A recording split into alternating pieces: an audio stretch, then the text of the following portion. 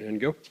Hey, so this is Cassidy, Phillips, and Kyle. We're talking about Trigger Point Tuesday. We're doing it on Monday today because I travel tomorrow to Asia. So what we're going to talk about today is one of those travel worries, and really it's become a worry of a lot of the functional training that we see around the world, and that is the neck. The neck takes a lot of pounding, and we just don't really think about it, do we? No, we don't, and oftentimes whenever we do, we see it in the form of tension headaches, or we get some jaw pain. A lot of people feel that tightness, tension all through the shoulder area, and we always go back to what's going on specifically with the neck. What we have to remember is that's just where we feel this tightness. That's really not where it's originating from.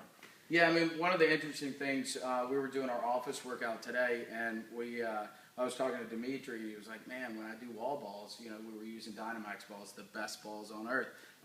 The idea was, man, my neck really hurts as I'm looking up. And the idea was, well, if your shoulders are rotated forward and you start to look up, yeah, you're going to really impinge the neck, of course. What is this right here, Kyle? This region right here? Well, whenever we look at the spine, that's where we start to get to C7, T1. So that's where we turn into the thoracic spine. A ton of muscles that go around this area. We also have a cool little nuchal ligament that runs up the spine and helps stabilize the spine as we run and walk and do functional activities.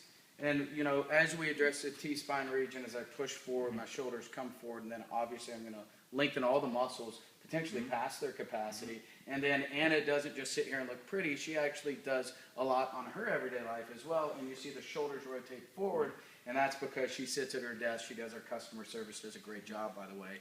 And then, of course, she carries her purse around, locking it down. And then if I just grab your neck here, and I'm just going to pull over to the side as if I was your purse, and then I pull over, you feel that resistance right there, right? So all of a sudden I cut off the blood flow here, therefore traumatizing this area, and then ultimately causing potential trigger points, adhesions, and scar tissue within that region, right? We get a ton of trigger points up there in that area, and what we need to realize is that those muscles are lengthened out, basically fighting to keep the shoulder blades and the scapula on top of the rib cage. And so that's what we want to go after, is we want to always go after that. When biomechanically speaking, we have to address the pecs, we have to address the thoracic spine as well. Awesome. So we've shown you guys a lot about how to address pec major, minor. We've seen it with the grid and the ball. We've shown it with the block and the ball. So we're going to skip over that today. Go refer to one of our old videos to be able to see that. But what we're going to talk about now is addressing the neck. So what I want you to do, Anna, is go ahead and grab the ball. We're going to position it in the back of the palm of the hand. And so go ahead and position into your neck here. So the idea is very simple. As we position in here, the fingers are out, the elbow comes back. We're putting tension into the ball here. It's just like our CPR move. We're just doing it in a much different way. The ball's in the back of the palm of the hand. That allows us to build tension into the neck. So what we can also do is take the opposite hand and position here, so then we can kind of control how much tension we want to put into, what are the muscles within this region, Kyle? Well, traps and scalenes are going to be the areas, or run right through that area. Okay, perfect. So what we're going to do is give me deep breath, release. And we're going to go ahead and pivot the ball, so we're going to scrub the bugs off the windshield. Deep breath, release, and pivot. And now after we've done two of those, we're going to make sure that elbow's back, and then we're going to pull, so we're going to put traction into the muscle there. And as we're doing that, I also want to apply a little bit of a downward force here on the ball, so that way we're really maximizing Get a little bit of that pin and stretch kind of technique there. Absolutely. Yeah, so then we come up with it again, and we're going to pull back, getting that nice little compression in there, bring it back. So now come back to neutral. And now here's how the process works. Deep breath, release, and pivot. Deep breath, release, and pivot. Perfect. Now deep breath, release, and we're going to pull the head over, and we're going to pin the muscle and stretch. Awesome. Let's go ahead and get another one of those. Deep breath. I'm reminding you to take a deep breath because it's so important. Engage the parasympathetic nervous system. And now we're going to go ahead and take this away. Now what I want you to do is rotate this shoulder back for me. Just circular. Okay? And now go ahead and rotate the other shoulder back.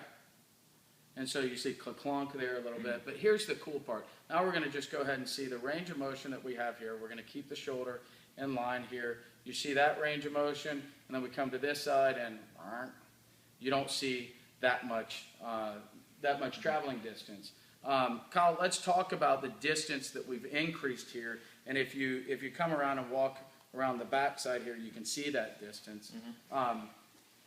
So working right here through the trap, parts of the scalenes, we're going to allow the shoulder, first of all, and most importantly, to set back and down. That's going to release a lot of that tension and help to reset some of the biomechanics, or kind of be the finishing touches on resetting the biomechanics of the shoulder. But more importantly, we're going to really start to relieve tension up into basically the skull. So we get that temporomandibular joint up in there that gets a whole lot of tension. We get a lot of problems from that. This Better known as the jaw for everyone jaw. that doesn't understand what the heck he just said. Relieve a little bit of tension in that, and we can get a little bit better mechanics. A lot of people out there have that clicking jaw. Yep. I guarantee you after this you'll see that reduce a bit. Okay, so Anna, just go ahead and sit up here for me real quick. And we're going to show you another way to do this. It's a great way to do it. We're going to position the ball right in the center of the block. Okay, we're going to put it in the center of your neck. Now, Kyle, we don't want it too much pressure right on the center of the neck there, right? Nope, we don't want to put any pressure on the spinal cord.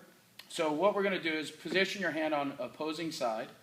But what we're doing here is that allows us to go ahead and push to the left, and you'll see that the ball rolls here. And now, where are we within the neck, Kyle? So what we're doing here is getting to the suboccipitals. We have 4 muscles on each side that really help to stabilize the skull as we move, and it helps balance the eyes as well. So think of anytime you adjust your eyeballs to focus, these muscles have to adjust the skull. They get really tight, they cut blood flow to the brain, and they can be associated with tension headaches. Now, and of course, all of your sinuses are also going to drain back up into this area as well, so we're going to free up, the cloggy ear syndrome, as I call it, living in Austin.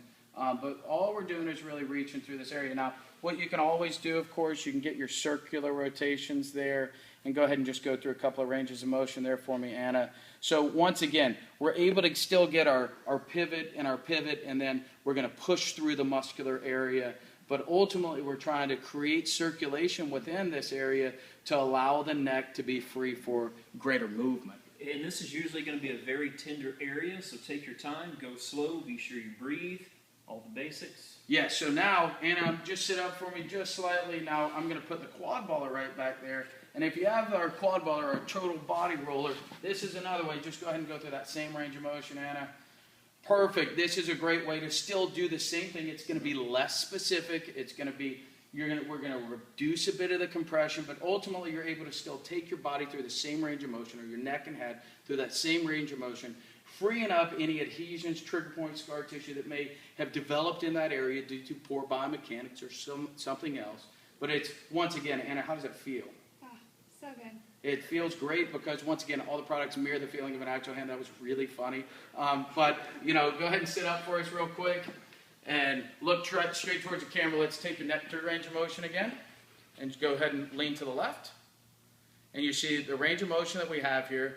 And now go back up, and now reach to the right. And you see that restriction right there. So the bottom line, you guys, is addressing the neck is very important. We don't concentrate on it enough, but it is something that we do here at Trigger Point on a regular basis. If you're a traveler, this is one of the areas that we feel you need to address on a regular basis to make sure not only that your sinuses don't bother you as much, but also just the tension headaches that you talked about. It's just a reality.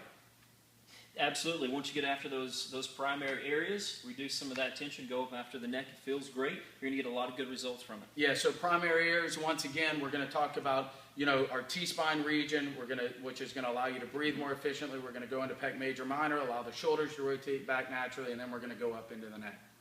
Once again, this is Cassidy and Kyle for Trigger Point Tuesday. Anna, thank you so much for participating today.